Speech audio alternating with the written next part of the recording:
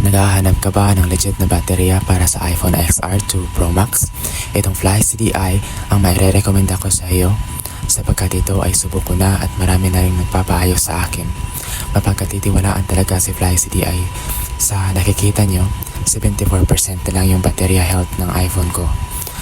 Ngayon, ipapakita ko sa inyo kung paano ko ito ikakabit. Paalala lang po, kung ikaw ay hindi marunong mag-DIY, mas nakakabuti na mag-labor ka na lang sa professional technician upang masiguro na walang parts na masira sa iyong mga iPhone. Napakadali pa namang masira ng mga components ng mga iPhone lalo na pag di ka kabisado. Ngayon, pag gusto niyang bumili ng baterya sa Yellow Basket ko, pwede kayong makapili ng mataas na battery capacity upang mas lalong matagal mong magagamit ang iyong iPhone at ma-enjoy mo ito ng mahusay.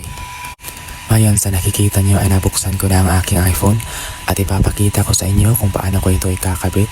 Ang una muna natin gagawin ay tanggalin ang maliliit na screw upang matanggal natin ang mabilisan ang nasirang baterya at upang maiwasan din natin masira ang ibang parts ng ating mga iPhone. Ito yung bago nating ipapalit, ang maire-recommenda kong baterya. Walang iba kundi si Fly CDI.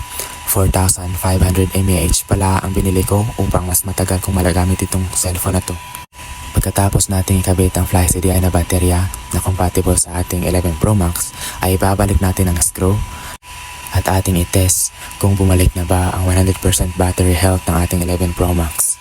Antayin lamang natin ng mga few minutes upang masiguro natin na lahat ng screw ay nalagay na natin at katapos na ipapakita ko sa inyo kung ano ng battery capacity na makikita natin.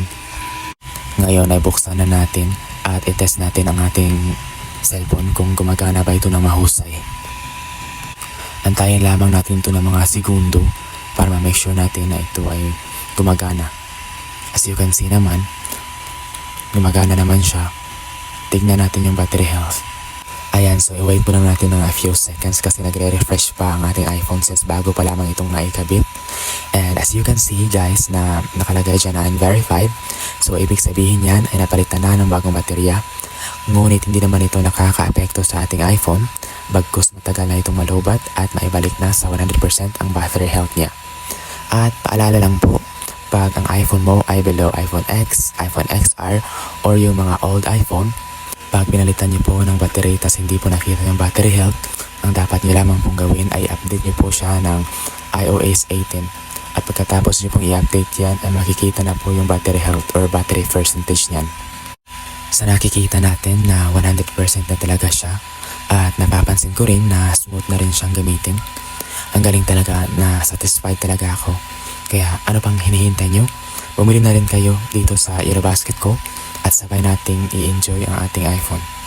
Bago ko ito tatapusin ay huwag niyong kalimutang mag-likes, share and subscribe to my channel upang palagi kayong updated at notified kayo sa mga bago kong post na maaari makakatulong sa inyong mga nasirang cellphone.